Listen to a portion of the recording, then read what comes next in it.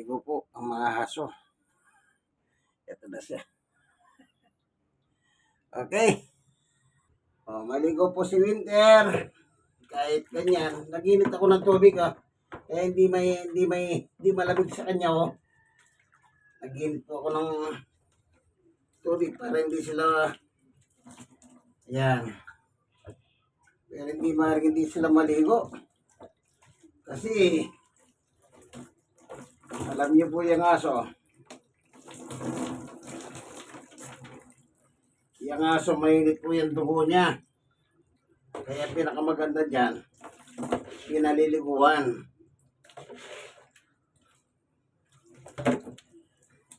Kaya di siya masyadong nagre-resist, hindi po malamig yung tubig. Nagpakulo ako ng tubig, sabi ko nga po sa inyo. Kaya hindi siya nagre-resist, Yan. Kumbaga, okay lang sa kanyang antimplada ng tubig. Hindi siya malamig. Kaya hindi po siya nagre-resist, Yan. Yung patakan ng luha nito, tumitigas yung luha nito Parang tao rin.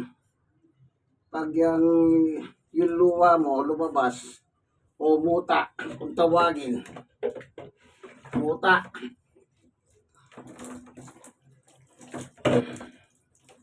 Yan. Okay. Sabunin na lang natin. Wala po sila shampoo. Hindi pa naibibili Sabon na lang. Class naman. Dab. Dapat sabon nila. Yung madulas. Ayan.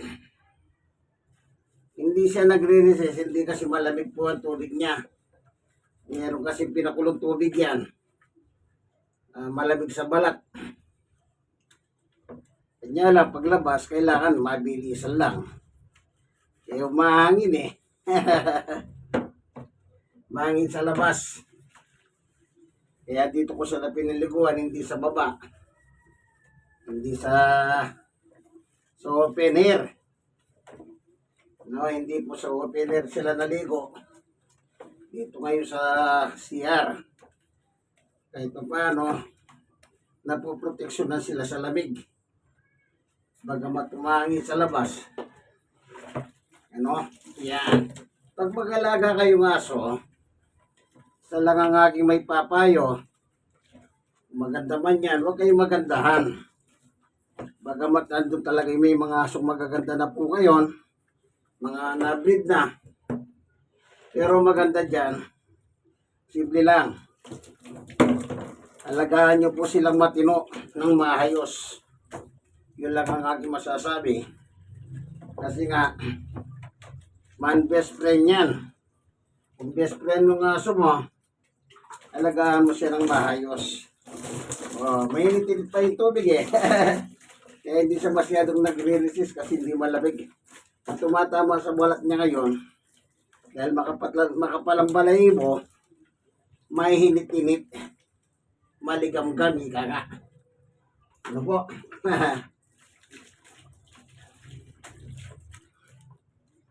Kita nyo, hindi siya nagre-resist.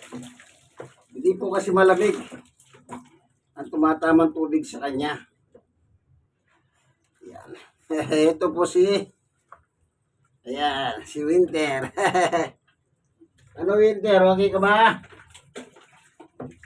Ngayon, pagkatapos niya, inisa naman si Summer. Sabi nga nila, ang ganda na daw pangalan.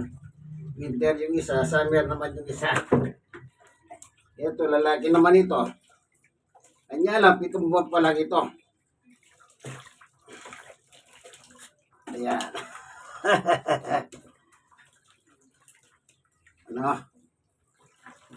Kapal lang ba ibo? Yan. So, natapos na po siya. Hindi natin pwedeng patagalin kasi ang tawag dito, ayan siya. Okay. Pupunasan na natin siya. Ayan muna natin siya magpagpag ng magpagpag. Ayan. Oh, pagpag. Sige po. Susunod naman yung isa. Pupunasan ko na siya. So, itong isa naman. Ito. Si Summer. Ito, matanda na ito. 4 years. Siya naman. Yan. Sinong maliliga? Ba si Summer? Oh. Kaya hindi rin siya nagre-resist. Hindi kasi mainit at ay hindi malamig ang tubig. Nilagyan ko ng malamig. Ay, mainit. Nagpakulo po ako. Babasahin natin ang gusto ngayon. Ang balat niya. Kasi sasabunin natin. Yung balahibo.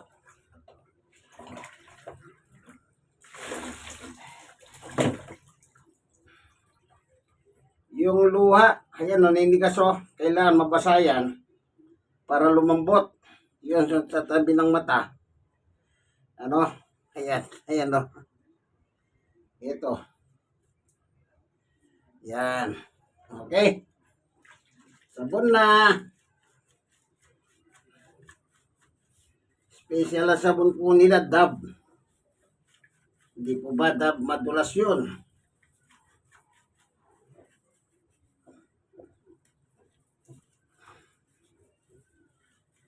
Ay.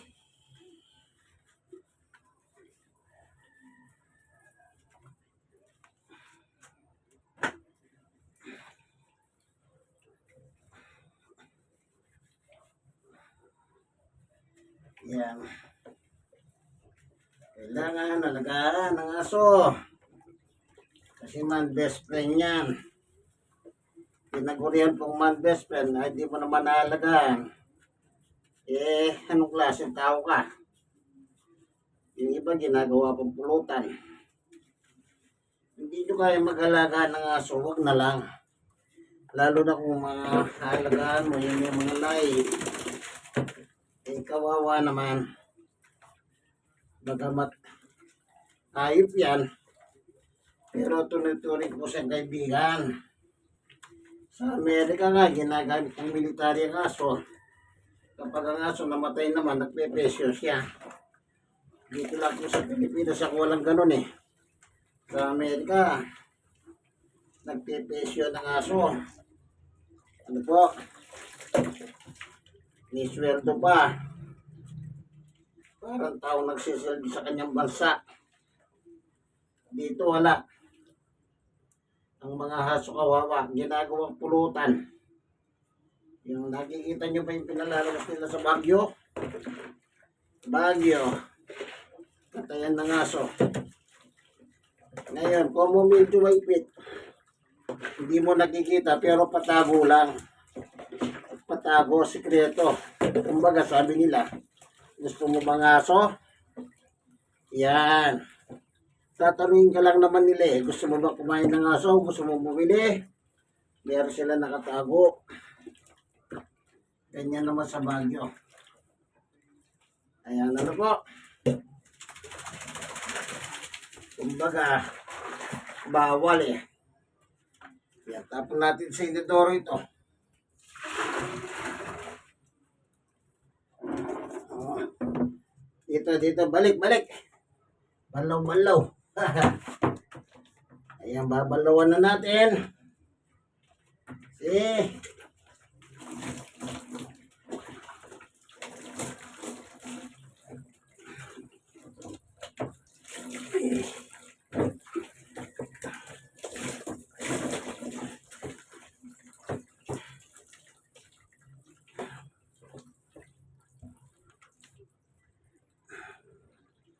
Itong mata niya, ayun, nawala na yung matigas kasi nabasa na.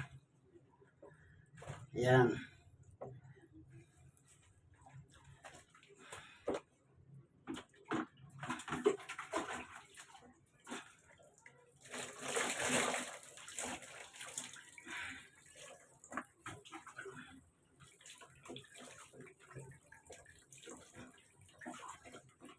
Ito naman po, babae. Hindi pa siya nanganganak. Kasi nga, ayaw po pa. Ayaw nila Manel. Ha? Kasi papangit daw. Pagka siya ay nagkaroon ng anak. Yan ang sabi ng anak ko. Kaya, yan. Hanggat maaari, huwag daw papahalak. Huwag patira. Pakasta. Ika nga. Kasi nga, baka papangit daw siya.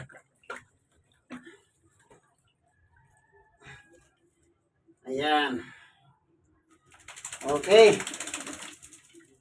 Ayan, tapos na. May tapon na naman natin sa inidoro ito. Para, makatulong.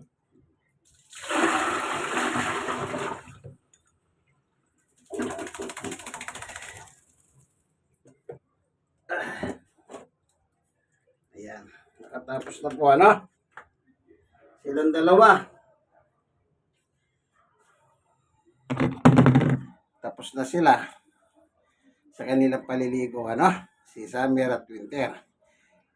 Itong tubig nila, may mainit, nagpakulo ako. Talagang isang timba ito eh. Ayan. Kaya marami rin yung pinakulo ko. Kaya dumadapo sa balat nila, hindi malamig, hindi mainit, katamtaman. So pupunasan ko na lang siya, pupunasan na siya ngayon. Dito ko muna siya pupunasan, then doon itatransfer ko siya doon sa loob. Yung isa na sa loob na.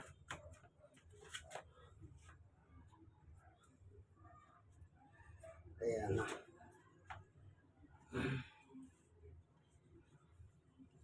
So hindi sila nalalamigan. Kasi dati, pag nalalamigan, nanginginig. Pero ngayon hindi. Kasi nakakulob naman dito. Nakakulob. Ngayon, dadali na natin sila sa loob. Para tuloy-tuloy na. Ito. Asan ba? Ipamunas. Ito. Summer, baka maulog. Dito muna. Ayun, tumatawol na yung isa. Pero pagka pinakawalag ko ito, maghaharutan po sila. Pareho silang bagong ligo. Makulit yung isa eh. Yan si Winter. Makulit.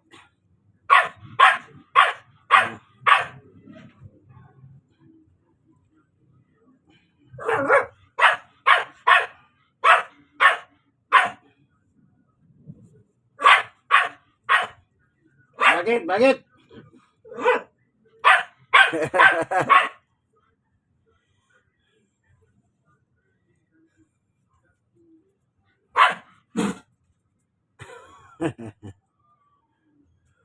Ayan,